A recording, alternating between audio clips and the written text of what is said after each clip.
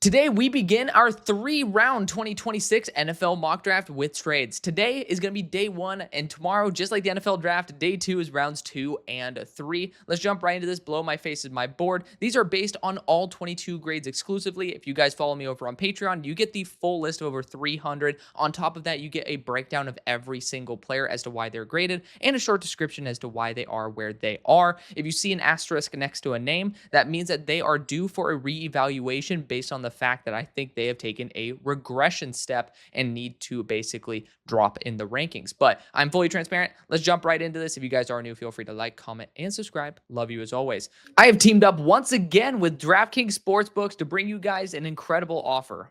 New customers bet $5 to instantly get $200 in bonus bets. Just make sure to use my code HMS when signing up. Love the thrill of live betting? DraftKings has you covered. Bet live on in-progress games right as they happen. If sports betting is not yet legal in a state that you live in, do not worry. DraftKings still has you covered with their daily fantasy option. I live in the state of Texas, so this will be something that I will be partaking in. Make sure to use the code HMS when signing up, and a huge thank you to DraftKings once again for sponsoring this episode. Let's get into this number 1 overall pick. This is based right now on a composite of a lot of sports books Super Bowl odds. Don't get mad at me for the draft order. That's the only reason why I'm doing it this way. Number 1, though, New Orleans Saints. And personally, if I could, I would trade down, but it's just so unrealistic. I blend my board with realism to be able to give you guys a special twist on a mock draft. We are not drafting Arch Manning in this. That's just kind of like the big caveat as to why. I mean, you guys would pick it up after half of a round without Arch Manning, but we're going to go Garrett Nussmeier here. I hate to be old, but, I do sometimes think it's best for us not to spend a ton of time evaluating a billion different quarterbacks for a team that's like the son of the offensive coordinators in the draft class and is considered in the top 5 for most drafts. So if that's usually the case, you end up going and you follow the breadcrumbs. It's fun to think about other options, but at the same time, I think that we'd be kidding ourselves if we're just basically saying, we have to like force ourselves to do something we don't want to do just to be able to keep it fresh. I feel like that's a little disingenuous. If I'm going to do something new, it's going to be something that I feel is a bit logical. And when there's something that is so obvious, where Garrett Nussmeier's father is the offensive coordinator, and honestly, Spencer Rattler's been looking good, so I wonder how Garrett Nussmeier would do under his father's leadership, then it just feels like let's not spend too much time on evaluating other options. I do think, though, that it just lines up. Quarterback will most likely be a need if you're sitting at number 1. It definitely will be. And again, the stars align. Number 2 for the Cleveland Browns is a little bit more interesting because they also have another selection at 15th overall based on current Super Bowl odds. So, I mean, you could end up trying to play the board and go after a quarterback at that point. Here's my biggest issue with that is the quarterback position is the most valuable and the least valuable at the same time. It just depends if you hit or you miss. And yeah, I mean, every position for the most part is that to some degree, but a backup quarterback, unless an injury strikes, is the most useless thing on planet Earth, especially a third string. I mean, think about it. You can't play special teams. I mean, if you can, then God bless you and, you're amazing. But at the same time, it's just, this is a position you need to take super high if the talent warrants it, or you need to end up, taking your shots with lower value. These mid-first round picks do scare me a little bit, but at the same time, like I understand, I would just say the 2nd, 3rd, 4th round, you're starting to really play a betting game with a pretty high percentage chance that you're wasting the pick. So it's definitely interesting to think about, but if you can get it right, it's the most valuable position. And Lenore Sellers has the biggest ceiling in the class. Drew Aller has a potential to be able to surpass Lenoris in terms of the mental aspect of the game. Lenoris is running out of time before he snaps the ball. He's taking too long to throw the ball. And you see where I have Lenoris. I am a Sellers stan. Like, I love him to death. But it does frustrate the living hell out of me when this is year 2. It's no longer your first year as a starter, and you're making stupid decisions in terms of simple things like clock management. I will say, though, he is still young. Probably should stay one more year based on like where his head is at currently, unless he takes a massive trajectory in terms of progression upwards. I would say you should stay.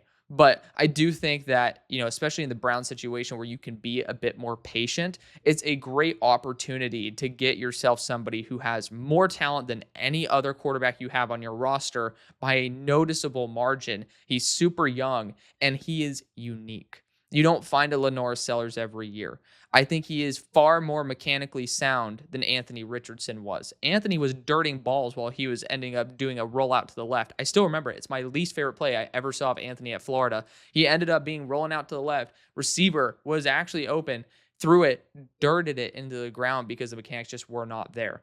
Lenore's doesn't have that issue. He just needs to, one, calm down, brother. Like, he will freaking try to throw it into a 2-inch gap. But on top of it, the most important thing is the timing. Like, just needs to throw it with better timing and make those decisions a little bit better. I have dropped Lenoris down to my number 2 player, but he was very securely number 1. Definitely have some more concerns on him, but in terms of being unique and worth the shot, this is one of those guys. And if I'm going to be honest, Cleveland, I really think you need to start getting better quarterback coaching in there. Maybe the offensive coordinator. We haven't seen quarterback development at the Browns in a while. And like, we're seeing Baker Mayfield take this massive step forward and being a true top 10 to 15 quarterback in the NFL in Tampa Bay.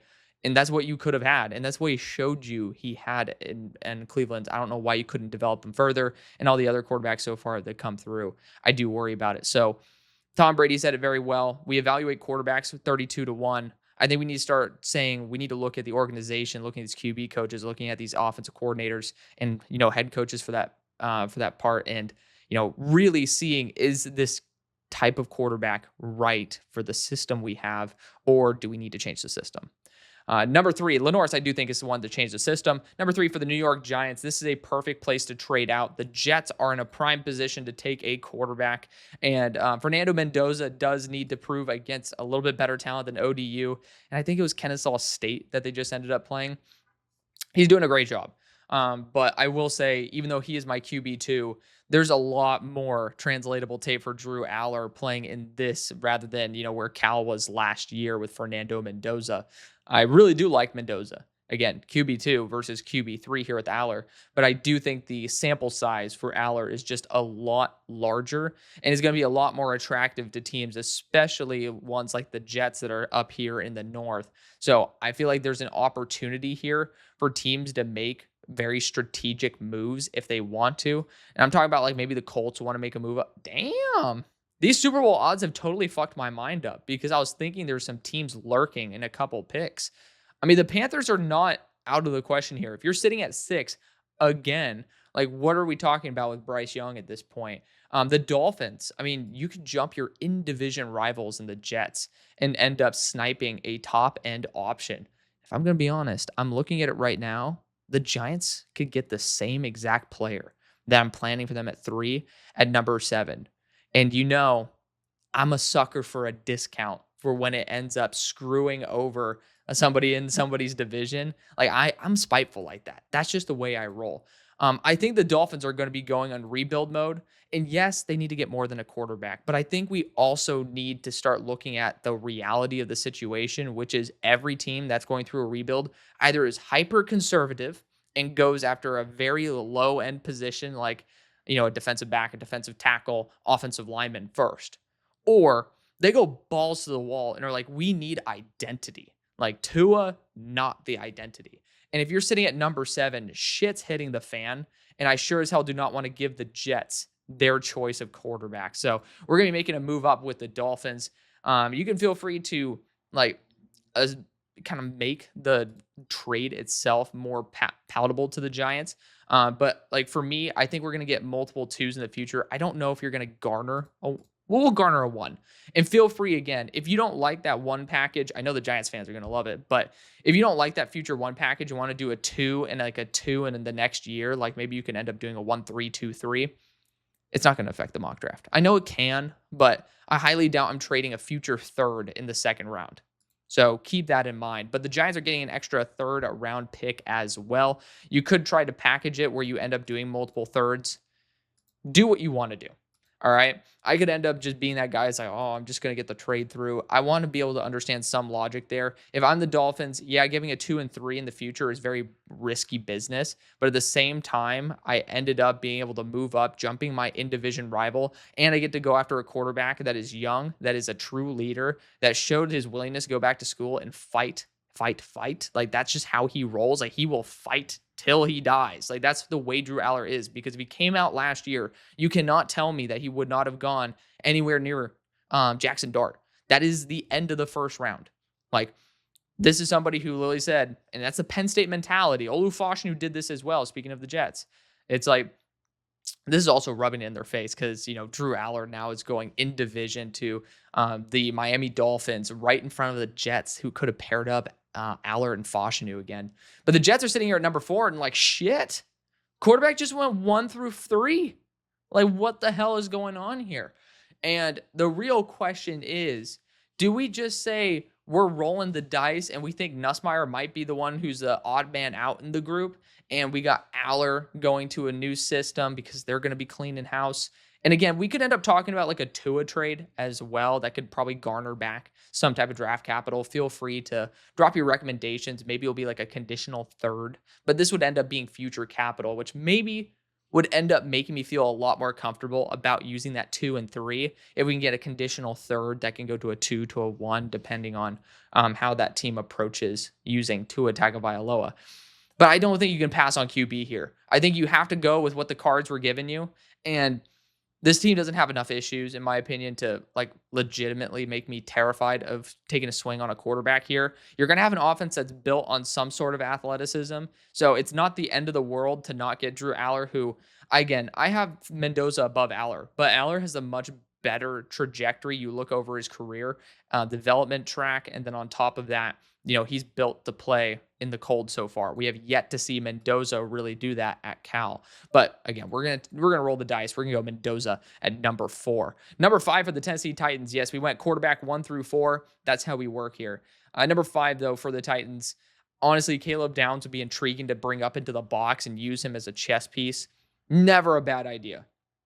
I mean, he is the best player in the class, and definitely somebody that I just want everywhere. He's been doing such a phenomenal job for Ohio State near the line of scrimmage as well, that, I mean, you talk about tight ends that they're gone. Like, they're not playing against you. That's how good Caleb Downs is. He will just like, all right, I have 10 defenders. They have 10 offensive players. They do not have a tight end. That's how much I trust Caleb Downs versus tight ends. He's physical. He's dominant. He's able to stop them immediately. This dude is a game changer on defense, a true captain. And for a team, in my opinion, that could still use some upgrades at that second level, Caleb Downs coming in from the 3rd to the 2nd is just, like, to me, it's beautiful. He's going to be a commander of that defense. I know defensive back this high is a little bit scary, but at the same time, no risk, no fun, no reward. We're going to go after the best player in the class in Caleb Downs. At number 6 for the Carolina Panthers, I'm looking at Peter Woods, and I'm like, getting excited. Not like that, but Peter Woods is just a dominant player. Statistically has been a bit underwhelming this year, right? I mean, he's going up against LSU, Josh Thompson, love him to death. I mean, he'll be someone who gets featured on day 2, very solid guard. He ended up doing a really good job in run defense, Peter Woods, by just destroying Josh Thompson a couple of times. And again, love my King Josh, but I mean, right now, technically, I don't trust this, because I remember writing down that Peter Woods got a pressure, but 0 pressures on the year. He went up against Troy, and he went up against LSU. And I was very concerned in terms of his pass rushing ability, or pass rushing consistency, not ability, consistency coming into the year. And I'm a little bit worried that I'm right about that. However, in terms of a down-to-down run defender, this dude is a savage. He is a monster. And I feel very comfortable going with him here, but there is a player, and I've been very against the edge rush position, because it's like, hey, I want to see like Scorton and Umamiela be those guys who grow, develop, and be a true 1-2 punch from the same draft class. I love that idea. If Umamiela and like Scorton were a 1st and a 2nd, I'd feel a little bit more convicted to just like really test that theory out. That's not the case, right?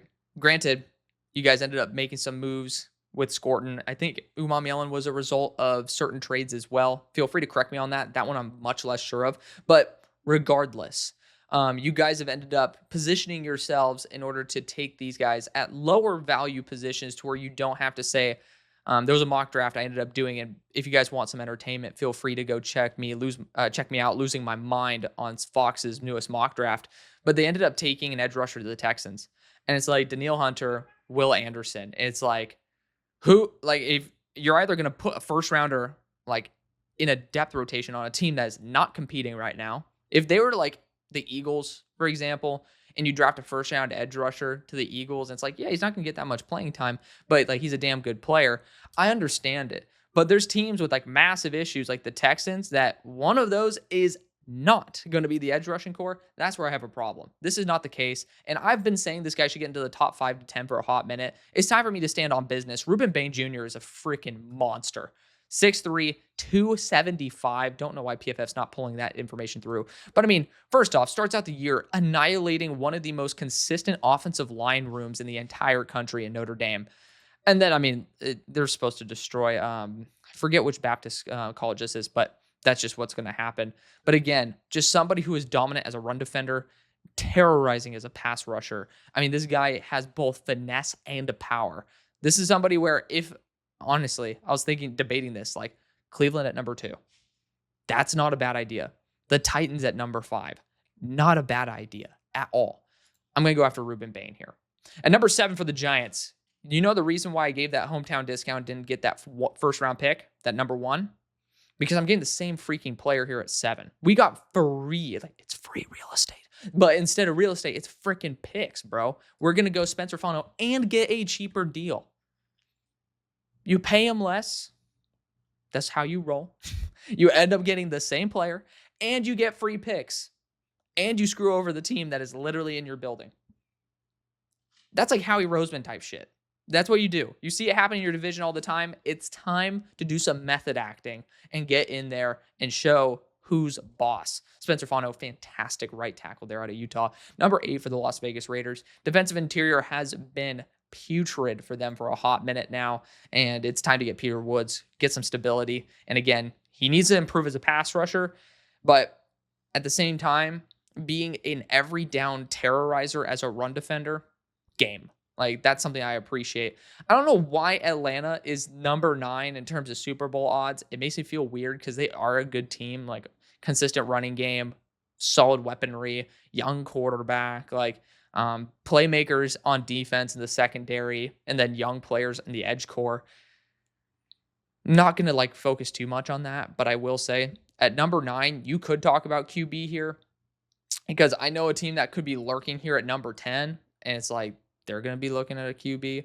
But you got Cade Klubnik, John Mateer. Like that's where we're looking at right now, right? There's no other quarterback that's really challenging for the first. And Cade Klubnik is just not the example of somebody who you want to take and develop.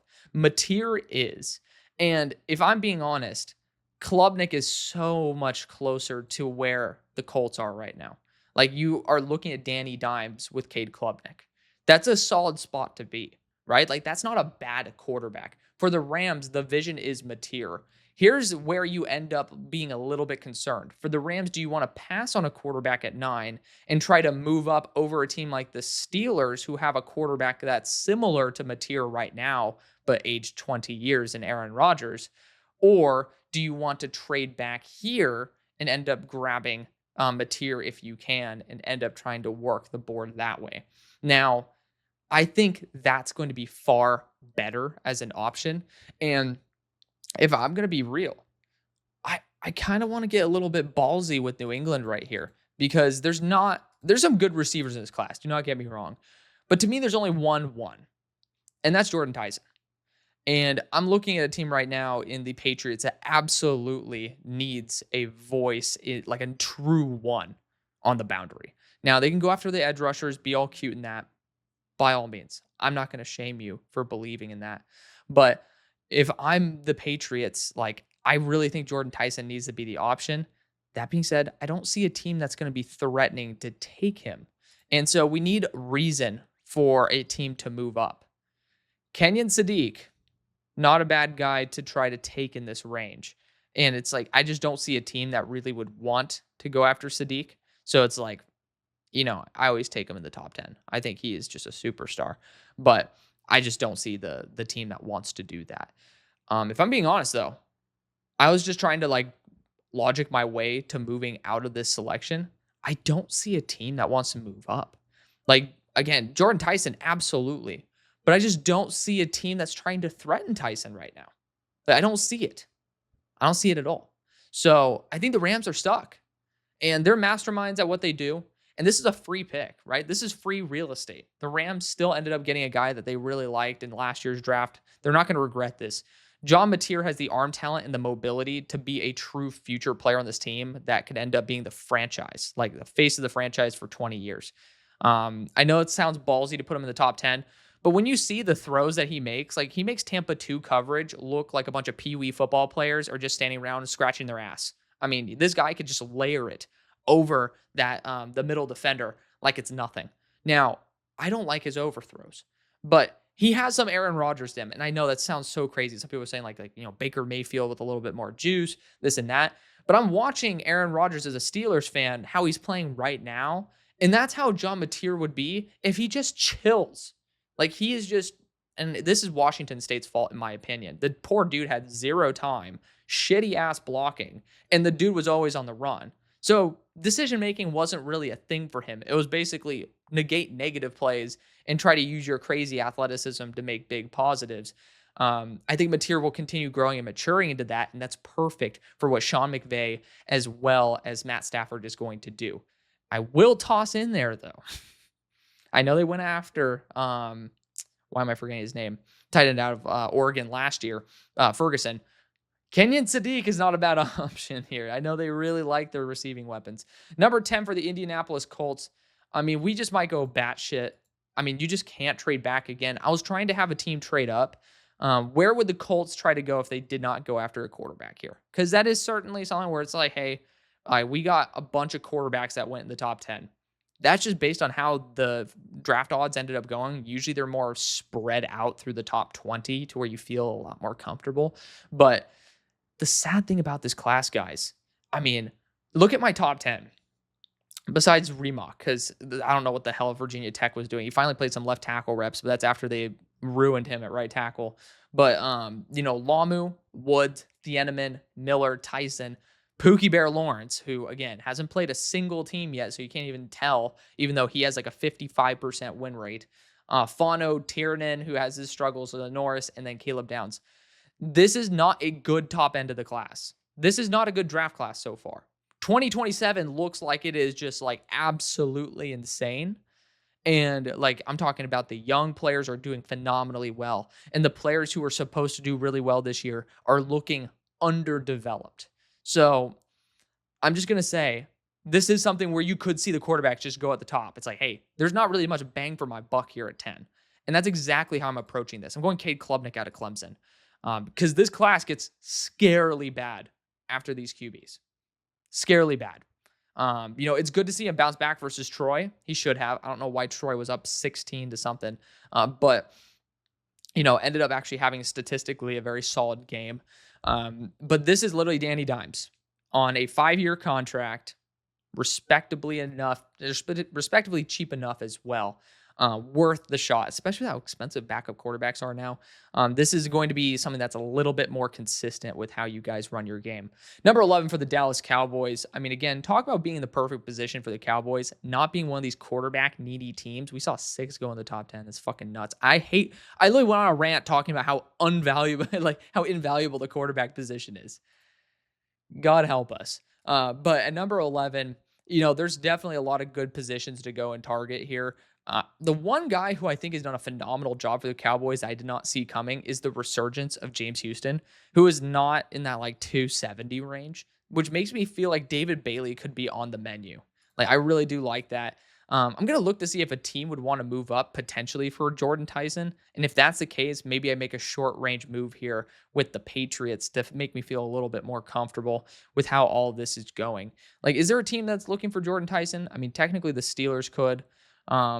I mean, if Jordan Addison's out of the building, the Vikings could get aggressive. I highly doubt that. That's not just they're not gonna move up that far, but still worth considering. Obviously, still looking for, a reliable one. I know Judy absolutely is like he's my king in PPR, but I mean, wide receiver wise, you could end up helping out Lenore Sellers. I don't think there's enough. I don't think there's enough room to try to trade down. I don't think there's enough like potential um concerns in order to make teams a little bit antsy about the situation. So for me, I'm looking at the players here. TJ Parker's fun. It's just he's not doing well this year so far in terms of being a pass rusher. That's okay. We're 2 games in. You have time to build up and be back in this range. But I was always like, I think TJ was like edge 11 or 12 for me starting the year. I see the vision for him. I just don't see it now. And so I'm going to go David Bailey. Like, I mean, first off, 34.8% pass rush win rate. If you're looking at win rate in terms of winning the block and not winning like the pass rush or whatever, PFF charted him at 100% so far in terms of pass rushing. So I'll just put that out there. I don't know how they're differentiating this pass rush win rate. I think it's like true pass rush win rate. He's at 100%. Insane. So we're going to go after David Bailey here. I mean, again, someone who's been consistently getting better each year, super high ceiling in terms of the IQ, just a dog. Just a dog. Number 12, Seattle Seahawks. Getting someone who could be a true burner, like you can talk about Denzel Boston here, obviously keeping him pretty damn close there from Washington. But you can also talk about like Nick Harbor, who has done a fantastic job. He has a 40% drop. He had 2 drops week 1. I was like, holy Toledo. Did he not? Did he have 4? Did he have another drop this past week? That will drop your ass. No pun intended. That will drop your ass. But Nick Harbor, like I guess round 2 at this point or late 1, would be something that's palatable. Denzel Boston's been doing such a good job. He even has a punt return touchdown. This is a dark horse position for round 1. Like it is. Jordan Tyson at 6 foot, I would prefer to go after maybe a bigger build like Boston or Harbor. So that's why I'm looking at that. But for the Seahawks, you could end up talking about some offensive line here. Definitely think if you want to start doing that in the mid rounds, that's a little bit better of an idea. Boundary corner is always something that I'm going to show appreciation for. And this is the range where usually some corners go. I don't understand why PFF is like, spreading Mansour Delane like that. Pause. But they're just putting him way too far down. This dude is unbelievable. He's 5 forced incompletions on the year. I mean, already. Dude's a savage. I mean, and Louisiana Tech's not a bad school at all. He is my corner 1. Let's do it. I mean, I really like showing some love for players that I am very passionate about as well. I always go edge rusher for him, but there's also a lot of edges that I like in terms of the value down the board. At number 13 for the New England Patriots, I telegraphed this move from a mile away. We're going Jordan Tyson, wide receiver out of Arizona State. A true one that is just reliable in every aspect of the game. I mean, this dude, when his quarterback threw 82 yards, he got 68 of them, and he got the only touchdown they scored. Just so damn reliable. I mean, just such a good player. Huge fan of his game. At number 14 for the Chicago Bears, a couple routes to go here. And first off, I got to give a huge shout out to, I'm forgetting his name off the top of my head, but someone ended up commenting, talking about how Dennis Allen, like I focus so heavily, funnily enough, pun intended, he focuses a lot on the size, right? The weight. But y'all ended up pointing out about his focus on height as well. How like 6'3" doesn't really fit with how Dennis Allen has approached the drafting the edge rushing position. And I find that fantastic that you guys are like, first off, I always say be a dick, don't be a dick about it. I'd rather make a mistake once. You're a fan of one team. I'm a fan of 32 plus 1. I mean, you got to count the Steelers there. So I'll just double up on the Steelers and say 33 teams. But I mean, just like shout out to y'all for like pointing that out, because I just did not really think about the 6'3" aspect. Should you take too much into that? No. Like if there's nobody here and then it's like TJ Parker at 28, I think they'll end up like, pushing their comfortability levels a little bit. But you look at LT and he's 6'5", baller. Keldrick Falk, 6'6", baller. I just feel like that's a better option for the team. How's Denis? I think Denis 6'5". Yeah, 6'5". Baller. Like just built for Chicago. At 46, you're not going to get a quality edge rusher, in my opinion, that fits Dennis Allen, because I just showed you guys the ones that I feel very comfortable with. And so looking at the players who would end up fitting that well, it'd be between Falk and Overton. And you can end up taking your pick. I love both of them.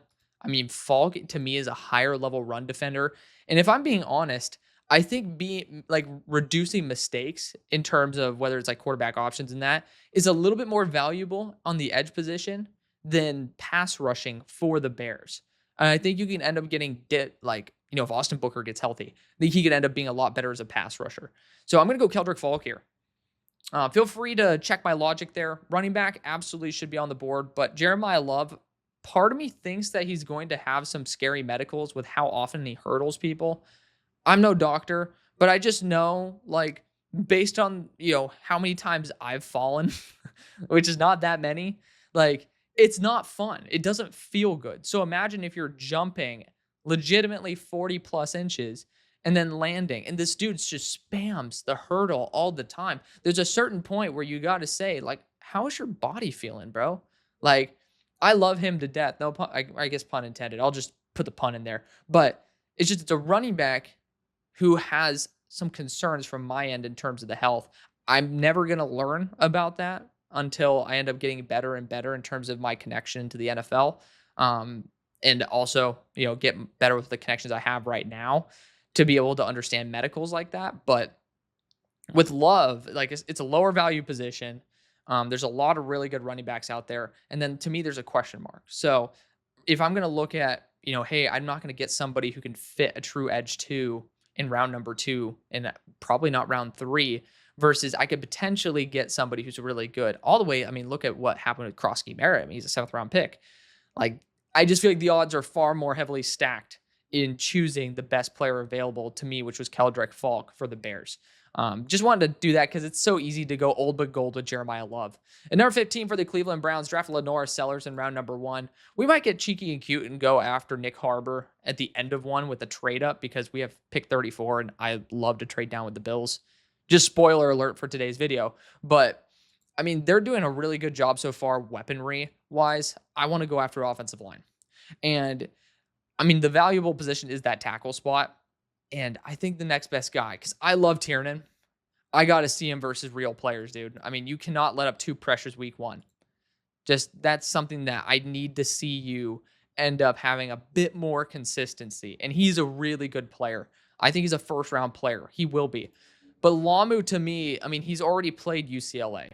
Like, that's a team that breeds quality edge rushers in college. Like, maybe not the NFL on a consistent basis, but you're not going to be having a cupcake week. You're not just going to be sitting back, just chilling and, popping the cupcakes in. Like, it's not like that. You have to fight to win. And Caleb Lamu is an absolute beast. If you have to kick him to guard, kick him to guard. I do not give a shit. But having these dudes at tackle that are just absolutely towering behemoths does not always work. And Lamu is just high level, consistent, and just reliable. And I love reliable offensive linemen. And I know Lenore Sellers is going to like that as well. And number 16 for the Arizona Cardinals, they haven't had a first pick, dumbass, because we haven't taken one. I'm just trying to find a place for Kenyon Sadiq. And I think this is the perfect place to trade down.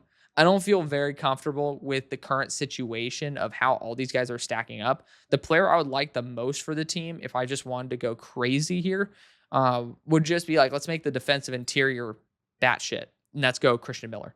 But I just don't see the value in that over trading down and seeing what the best option would be there. Like, there's just plenty of options in this class. In this range, the latter half of the first, unless you need a QB, is just amazing because there's just so many different types of players that are talented that will slip to this spot. So I'm going to have a team trade up for Kenyon Sadiq, and I'm going to do it with the team I've never done before. I'm going to go with Washington, dude. I mean, straight up, a team that needs more and more firepower is not afraid of making aggressive moves. And if I'm the Cardinals, all I want to do is continue stacking up future capital. It's pick number 120 for about this range. It was 17 to 15. I just remember the Steelers and Jets trade for pick 120. And, you end up taking the next year future boosted around tax. And I'm going to go with future 3 right here. Again, No disrespect to Ben Sinnott. I was never a fan of that pick. But the Commanders make a move up above the Texans to go Kenyon Sadiq, tight end / super weapon out of Oregon. Once again, teams are going to regret not taking Kenyon Sadiq. Just not many teams that were up to this point that I think would be a remotely good fit for him, unless you're talking about ones in the top 6 based on trades. Technically top 7 with Miami. Number 17 for the Houston Texans. I've been old but gold with this one. I'm going to go Jeremiah Love. I mean, just quality back again. Just like if you have 2 positions you're really debating on, then that's where you start arguing it. Offensive line, you can argue plenty of things, but I also like the interior of the offensive line class as time goes on. I think Arianti should take a step after a year, and there's not really a right tackle I feel very comfortable with. You could talk about Isaiah World, but he's right now a left tackle who has experience a couple years ago. Like I think 2022, he played some right tackle. That's just such a big stretch. Such a big stretch. That it sounds like I'm seeing a cat do like one of those stretches, like, oh, big stretch. Like, no. But it just seems like let's just go after a player that's lower risk, high impact, and for some reason, a position that the Texans have yet to really solve. And number 18 for the Pittsburgh Steelers, quarterback would have been great. I'm not taking the 7th best QB. The next best, in my opinion, is Carson Beck. And I'd just rather take him in the 3rd round if I want to. And then just have him challenge Will Howard. I don't think, or you could just trade for Tua. I mean, fuck it. I mean, if you want to, just like, or I mean, the Dolphins could try to trade Tua to you. Like, it would just be like probably a conditional 5th that could end up becoming a 3rd. I end up talking about a conditional 3rd, but you know, you can end up doing that if you want to. I'm not going to exercise that. I want to hear your guys' comments first. So me kind of like being a little bit easier on the gas pedal there. But boundary corner as well as offensive tackle are the 2 positions I'm going to look at. And I still think like Broderick Jones is going to get chopped up like multiple times. We need to go after offensive tackle. And the question is, do we want to go after World or do we want to go after Tiernan? Like that's where my head's at. Proctor, really, really scary. Like Tiernan and then World are just the guys who I'm going to go after. And I saw Tiernan go up against players who have 35-inch arms and end up still winning, even though he is 32.5. Like he is statistically inferior to Isaiah World. I think he is far superior in terms of the consistency. And I don't think we're really complaining about the arm length of some top end tackles like Rashawn Slater, who did not necessarily have the 35-inch arms. So just go after really good players. We're going to go with that for the Steelers at number 18. Number 19 for the Arizona Cardinals. I am a huge fan of still going after the offensive tackle position. And Isaiah World feels I'm not going to comp him to Paris Johnson, but looking at the athleticism, looking at the overall like physical build, I think Isaiah World does fit. And then you end up talking about either Paris Johnson being moved to right tackle again or World being able to be cross-trained at a position he's once played. I feel like that's a smart move. And, you know, again, if you're talking about it up here at 15 and you have I was talking about it for the Texans, where you have like alternate options that you feel more comfortable with that make a big impact. And especially a position that's as weak as running back, in my opinion, for the Texans. This is just a different realm. I don't trust what they're developing at right tackle right now. At least the Texans have something they're trying to do, and I'm going to let them exercise that option. At number 20 for the Cincinnati Bengals, TJ Parker might be someone they go after, but again, very similar to how Dennis Allen works. They're going to be a little bit more into the measurables. And with Hendrickson going, and it looks like Shamar's doing a damn good job. Fingers crossed for the Bengals, not me as a Steelers fan, but as a fan of the draft, that you guys end up continuing to develop him. I'm going to see if you can do it twice. And LT Overton, like a really good player overall. I mean, just statistically reliable. Just pops off when I watch him, passes the eye test too. I think this is just worth taking and putting into Al Golden's defense. And number 21 for the Minnesota Vikings. I mean, you have everything you're looking for here. Like, you have good corners. You have a great safety here. And here's the problem. I don't think this safety class remotely touches the depth of the corner class, where I feel comfortable going after a DJ McKinney, AJ Harris down the line, right?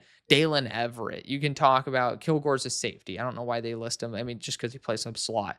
But I mean, you can talk about Xavier Scott as like a flexible guy into the nickel. Like, there's just guys I feel very comfortable. Igbinosun, D'Angelo Pons. Like, I'm not feeling that with the safety class. And Dylan Thieneman is here. Rock it, dude. The dude's going to play a Harrison Smith role. His athleticism might be a little underwhelming, but every other aspect to his game is just like chef's kiss, man. I love him to death. Number 22 for the San Francisco 49ers.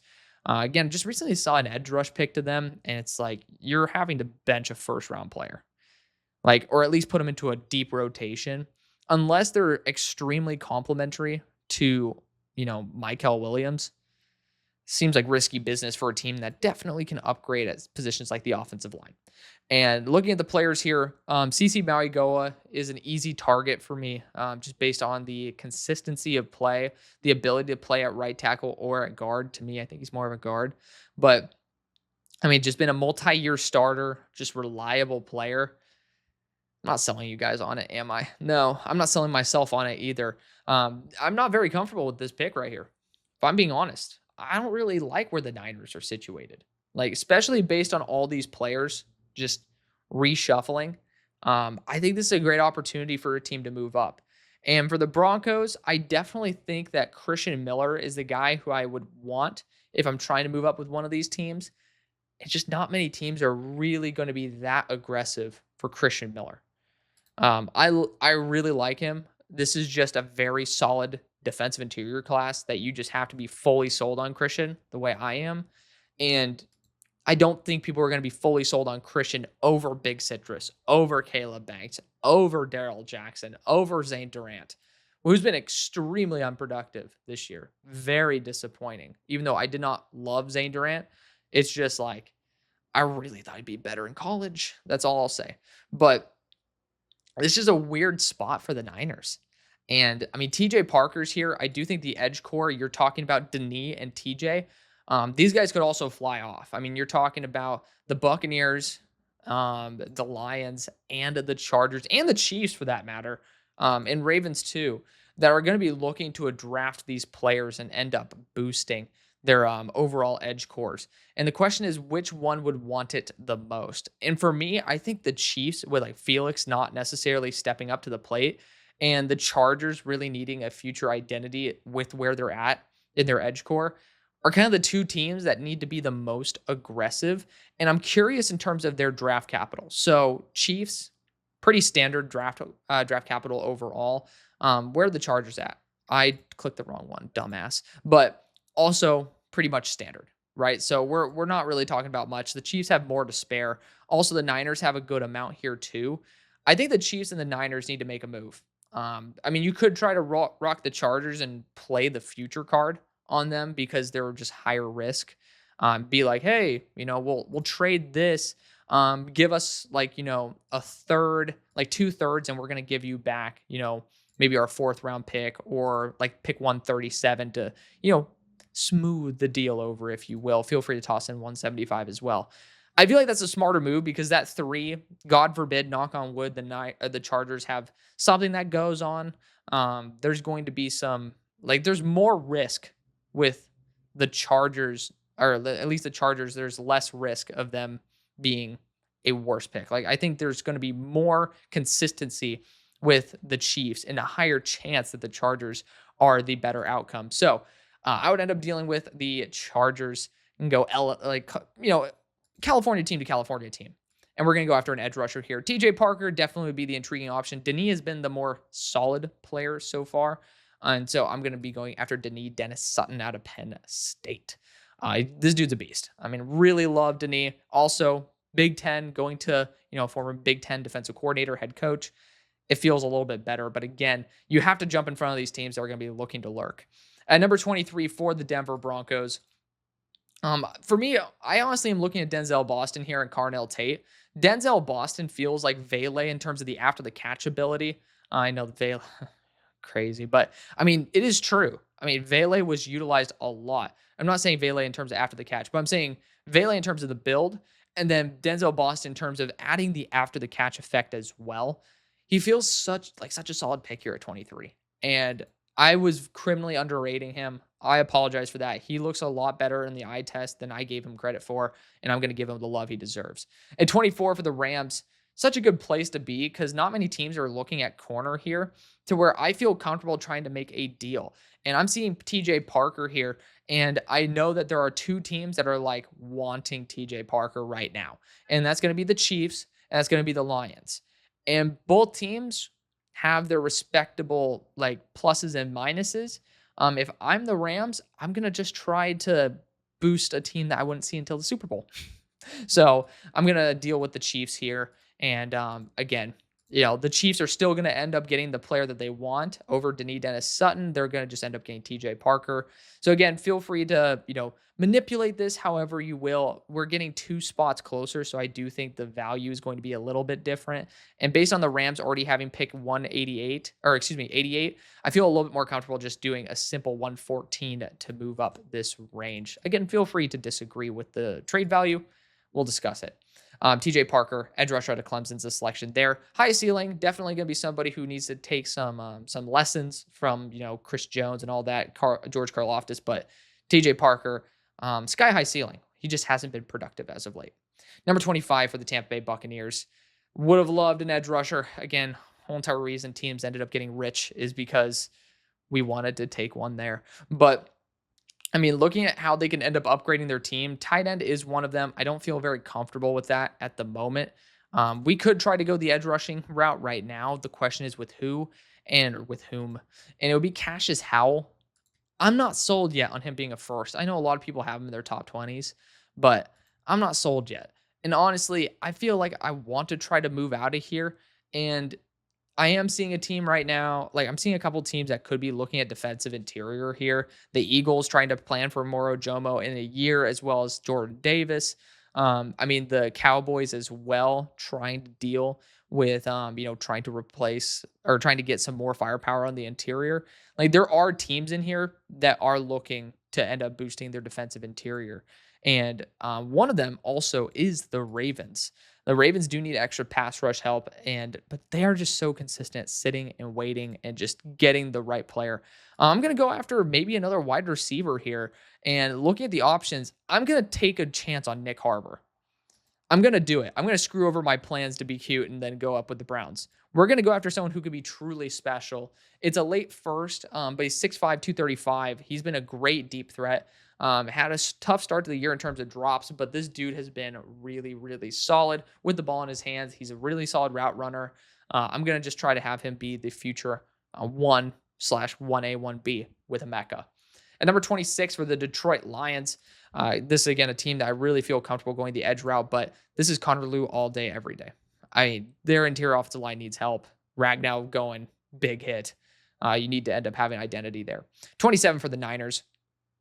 We've kind of like pushed this down the road enough. I'm going to just go after quality on the offensive line. That's what I feel comfortable with. And for me, it's going to be at CC Mauigoa. You're going to get a quality tackle who can be an even better interior offensive lineman. Just feel comfortable with how you end up handling it. Like he ends up having some bad losses, but again, you're in a position where you can end up having a quality offensive lineman, and that's what matters at the end of the first, is just getting big contributors. I don't know where Francis will end up, but I just know that he will end up somewhere and being a good player. Number 28 for the Rams, I'm going back to that corner route. Jermod, if we saw Will Johnson fall because of knee concerns, I think we need to start considering Jermod as a similar category to where he won't be a first-round pick. I'm going to go after a player who I really like, Avion Terrell. AJ Terrell's brother, everyone says it, is a very good option. My corner 3. I'm going to go after a player who I have as my corner 2, and that's Keith Abney out of Arizona State. Just a lockdown dog, 6'1", 190. And you got those extra picks. You end up getting a top-tier quarterback, a top-tier corner. Call it a day. And that would have been great for the Eagles as well. Eagles, I think, defensive interior for the future. You talk about Caleb Banks here, cornerback, and then tight end. Guys, please stop telling me to go after a tight end, though, in the first when you don't have a first-round quality tight end. I hate to say it. If you're going to force a $5 player to be a $10 player, you're not getting a $10 player. Just don't get mad when you can't spend $10 on a $10 player, right? Like, this is a high-value pick. I like Max Clare. The dude has 18 yards on the year and had a bad drop on the sideline for Texas. Let's just wait a minute. I like him. He's up to 243. Your team has historically gone 250 plus. They like the blockers for a true tight end one. Like, chill. Like, tell me if you guys are saying, "Oh, go for a tight end," which I understand, and I agree. Tight end is something you should do. Like, who? Eli Stowers, 235? No.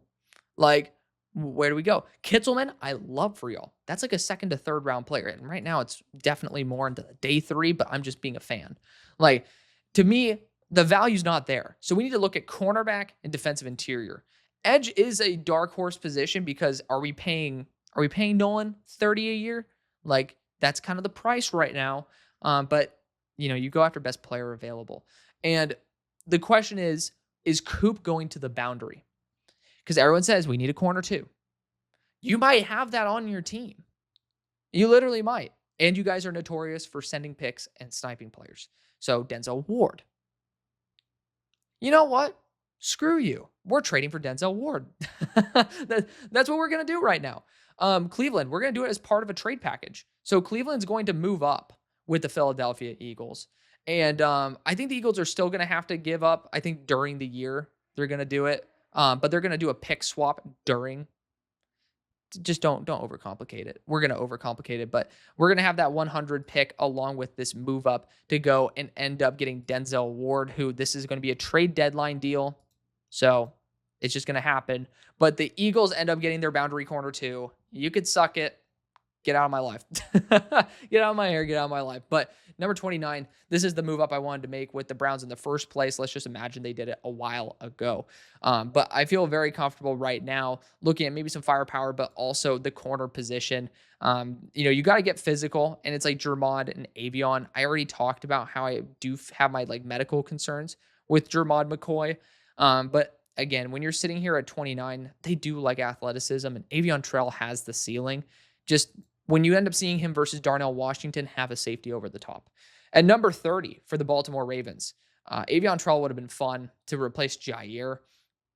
They need some help, and they got to go best player available. Again, Jermod, definitely somebody you can end up talking about in this range, but I'm just going to go after best player available on my board that is realistic because Malachi Lawrence is not going the first, at least yet. And I don't think he's going to be going early on day 2 either. That's the thing. I will show you who I love, but I'm not going to F up a mock draft just so you guys end up seeing the guys who I think you should go where. It's why I'm showing you my board, right? We're going to go Christian Miller, defensive interior out of Georgia, and just continue bolstering there. I mean, this dude, he's a top 10 player on my board. He's my defensive interior 1, freak athlete, tons of upside, very flexible. Nees Peoples flashed a bit, so I'm excited to see that, but this is the range where you need to start taking contributors. For the Dallas Cowboys, first round pick, David Bailey. Again, I hate to be boring because I've been doing this a couple times now for the Cowboys. I've been going after a defensive interior for him, an edge in the first. The value is just too good. Caleb Banks is making his debut this week. I'm so excited for it. 35-inch arms.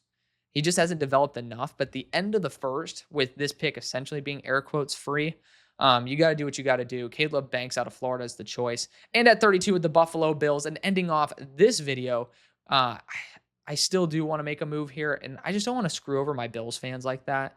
So I do feel a little bit bad. Linebacker is the move that I'd prefer. Sonny Styles going to be the early linebacker 1 in terms of realism. That's just where my head's at.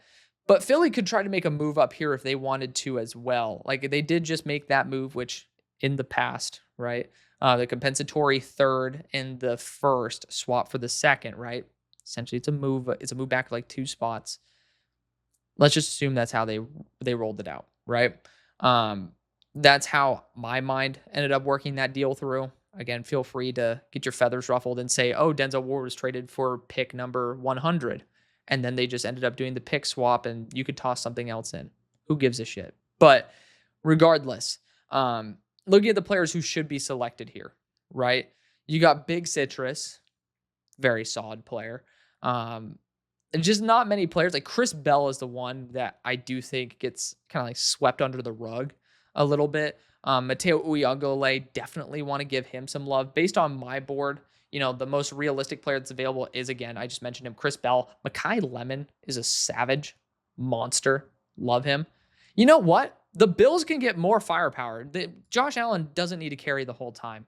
Defensive back definitely is an area where the Bills, especially linebacker as well. But I mean, why are we continuing to have Josh be Superman? Let's get a 6'2", 220 burner here in Chris Bell out of Louisville to end off the video. We don't need no damn trades. We got an absolute baller in Chris Bell at number 32. Thank you for watching, showing the love you always do. Stay tuned tomorrow for rounds 2 and 3. I'll see you later. Peace.